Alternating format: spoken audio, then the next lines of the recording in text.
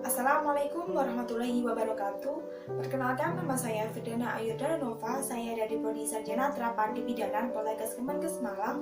Saya dari kelas 1B dengan nomor induk mahasiswa P17311203035. Di sini saya akan menjelaskan tentang pengukuran sirkumferensia kepala bayi ataupun balita. Saya menggunakan peragaan adik saya dengan umur 3,5 tahun. Yang pertama, di sini saya akan menjelaskan tentang kepala janin.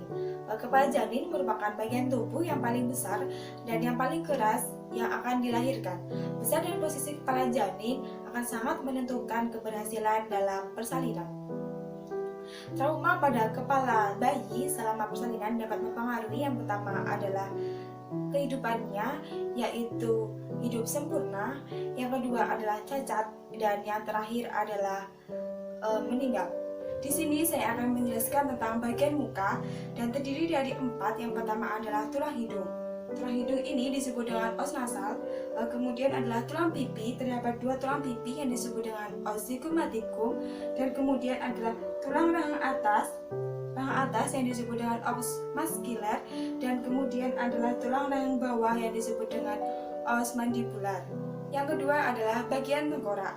Bagian tengkorak adalah bagian yang terpenting dalam persalinan karena biasanya bagian tengkoraklah ini adalah yang keluar awal ataupun akhir.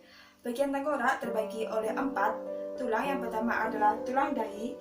Terdapat tulang dahi yang disebut dengan os frontalis, dan kemudian adalah tulang ubun-ubun yang disebut dengan os parietal, dan kemudian adalah tulang pelipis yang disebut dengan os temporalis, dan kemudian adalah tulang belakang yang disebut dengan os occipitalis.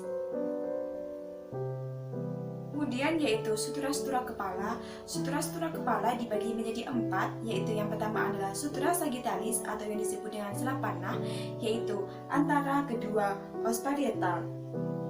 Jadi antara kedua os parietal seperti ini. Yang kedua yaitu sutura coronaria atau yang disebut dengan selah mahkota, yaitu antara os frontalis dan juga os parietal. Yang ketiga yaitu sutura lamboidea, yaitu antara os occipitalis dan juga kedua os parietal. Kemudian yang terakhir adalah sutura frontalis, yaitu antara os frontalis kiri dan juga os frontalis kanan.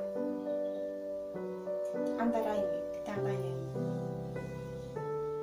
Kemudian yaitu ubun-ubun besar atau yang disebut dengan ventriculus major terbagi atas 3 sutura. Yang pertama adalah sutura frontalis, yang kedua adalah sutura coronalis, dan yang ketiga adalah sutura sagittalis. Kemudian yaitu ubun-ubun kecil atau yang disebut dengan ventriculus minor terbagi dari 2 sutura. Yang pertama adalah sutura lamboidea dan yang kedua adalah sutura sagittalis. Kemudian yang terakhir di sini saya akan menjelaskan ukuran-ukuran kepala bayi. Ukuran-ukuran kepala bayi dibagi menjadi 3. Yang pertama yaitu ukuran muka belakang, yang kedua yaitu ukuran melintang, dan yang ketiga adalah ukuran lingkaran. Di sini saya akan menjelaskan terlebih dahulu ukuran muka belakang. Yang pertama yaitu diameter suboccipito phlegmatica, yaitu diukur dari ukuran foramen magnum sampai dengan ubun-ubun besar, dan panjang 11 cm. Yang kedua yaitu diameter suboccipito frontalis, yaitu diukur dari foramen magnum sampai dengan titik pangkal hidung.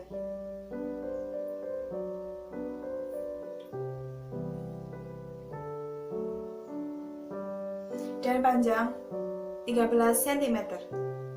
Yang ketiga adalah diameter fronto-occipitalis, yaitu diukur dari pangkal hidung sampai dengan titik terjauh belakang kepala.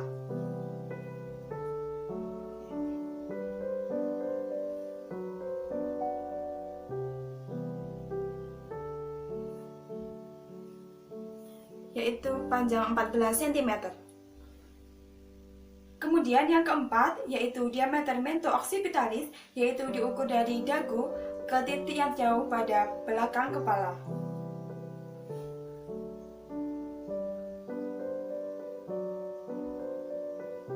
Dan panjang 15 cm. Yang kelima, yaitu diameter submentum berkematika, yaitu dari bawah dagu sampai dengan ke ubun-ubun besar.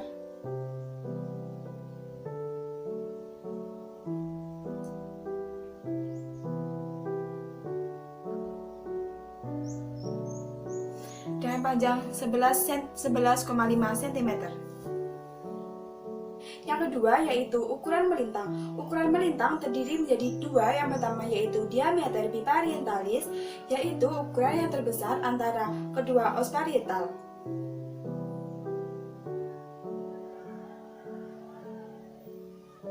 Yaitu dengan panjang 11,5 cm. Yang kedua yaitu diameter bitemporalis, yaitu jarak yang terbesar antara sutura koronaria kanan dan juga sutura koronaria kiri.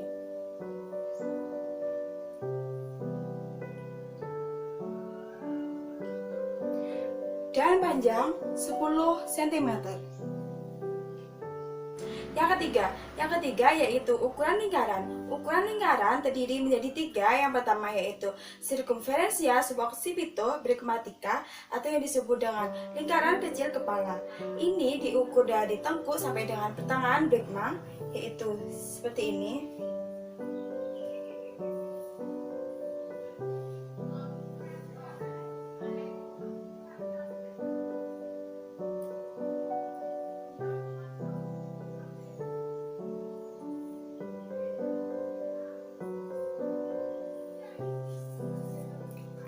Dengan ukuran 45. Yang kedua yaitu circumferentia fronto-occipitalis atau yang disebut dengan lingkaran sedang kepala, yaitu diukur dari pangkal hidung sampai dengan pertemuan kepala dan leher yang diukur melingkar.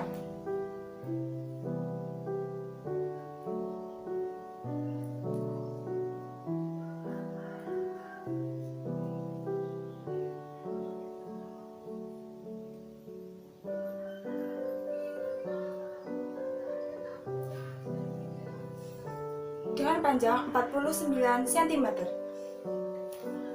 Yang terakhir yaitu circumferentia meto-occipitalis atau yang disebut dengan lingkaran besar kepala, yaitu diukur dari dagu sampai dengan conticulus minor, yaitu diukur melingkar.